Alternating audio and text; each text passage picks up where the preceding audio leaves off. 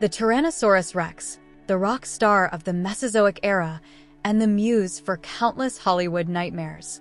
Picture this. A behemoth that could make your entire house tremble suddenly dropped into the 21st century. Imagine the T-Rex, with its pea-sized brain, trying to navigate the complexities of modern life. Would it take to Twitter to voice its disdain for the latest Jurassic Park installment? Or perhaps it would find a quiet life in the suburbs, mowing the lawn with its stubby arms. The T-Rex, known for its ferocity and impressive dental array, lived in a time when Earth was like a never-ending summer.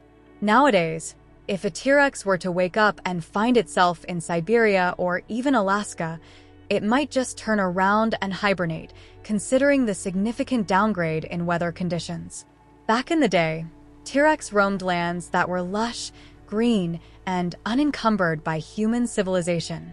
Fast forward to today, and it would find its habitat largely replaced by urban sprawl, with forests turned into paper and dinosaurs into oil. Its once vast hunting grounds are now parking lots and shopping malls. The T-Rex, in its quest for survival, might have to adapt to scavenging through dumpsters or hunting the occasional pigeon. Considering its diet, the T-Rex was not picky. It was happy to scavenge or hunt, dining on the Michelin stars of the Cretaceous period.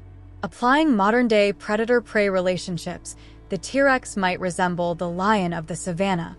Though considering the size of its prey back then, it's more akin to a lion trying to survive on a diet of field mice. With its impressive bite force, the T-Rex could probably crack open a tank like a walnut, which makes you wonder how it would handle a fast food drive-thru. Now, let's talk about its living conditions. The T-Rex enjoyed a climate that was, by all accounts, a perpetual summer vacation.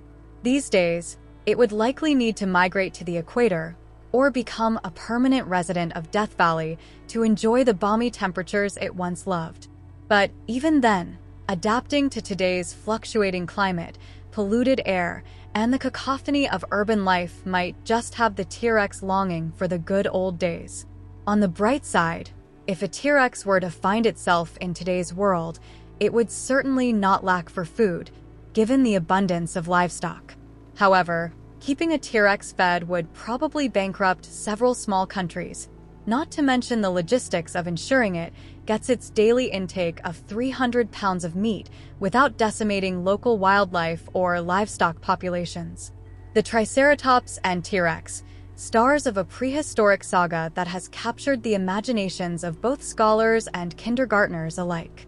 In the latest installment of What If They Were Alive Today?, we ponder not only their survival, but also how they'd fit into a world where the most dangerous thing they'd likely encounter is a human toddler wielding a plastic spork. Let's begin with our three-horned friend, the Triceratops, essentially the unicorn of the Cretaceous, but significantly less sparkly and considerably more horny. Picture this behemoth trying to navigate the modern world, a world where its natural habitat has been replaced with strip malls and coffee shops. The Triceratops, used to chomping on the lush vegetation of a planet unspoiled by the likes of us, would now be faced with the dilemma of whether it's socially acceptable to graze on the landscaped lawns of suburbia. With its impressive dental array of up to 800 teeth, designed for grinding down the toughest of prehistoric foliage, the modern-day Triceratops would find our contemporary salad offerings laughably inadequate. Kale? Quinoa? What is this? A meal for ants. It might bellow, causing nearby yoga classes to disband in terror. And then there's the issue of climate. Back in their heyday, these dinosaurs enjoyed a balmy existence, basking in the warmth of a planet much hotter than our current one. Fast forward to today, and the poor Triceratops would likely need a sizable collection of knit sweaters and possibly an electric blanket to endure the chillier climates, not to mention a strong opinion on the ongoing debate of climate change. Transitioning to the T-Rex, the so-called king of the dinosaurs, which, in today's world, would more likely be the king of causing a public nuisance. Imagine this apex predator, accustomed to reigning supreme, being reduced to dodging traffic and trying not to accidentally crush the infrastructure we've so painstakingly erected. The T-Rex, known for its ferocious appetite, would face the ultimate challenge, adapting its diet. No longer could it feast upon the ample herds of Edmontosaurus. Instead, it might have to settle for the odd cow or, heaven forbid, discover the dubious joys of fast food, assuming it could manage the drive-thru without incident. Considering its gargantuan size and the logistical nightmare of its dietary needs, the T-Rex might find itself confined to a life of celebrity within the secure walls of a zoo or theme park. There, it could spend its days as a living exhibit, posing for selfies, awkwardly, given its notoriously short arms, and signing autographs, a far cry from its former glory as a terror of the ancient world. Let's dive into the dramatic resurgence of our ancient castaways, the Triceratops and the Spinosaurus, into a world that has drastically changed since they last took a breath, assuming, of course, they could even process the modern atmosphere without keeling over from shock or pollution. First off, the Triceratops, that three-horned behemoth, wandering into today's world might find itself in a bit of a pickle. Let's face it, with today's environment being more about carbon footprints than carboniferous forests, our leafy friend would be hard-pressed to find a salad bar big enough to satiate its appetite. Assuming it doesn't get tangled in power lines or mistaken for a bizarre art installation, it'd have to dodge traffic, a far cry from dodging T-Rex attacks. Speaking of predators, modern-day carnivores might initially think they've hit the jackpot upon discovering a walking, horned feast. But given the Triceratops' formidable defense mechanisms, including those lethal horns and a neck frill that could make any fashion designer green with envy, it's more likely that today's predators would opt for easier, less spiky meals. Let's not forget the pack mentality. Wolves and coyotes might band together for a go at it, but one suspects the novelty would wear off after the first few got turned into kebabs.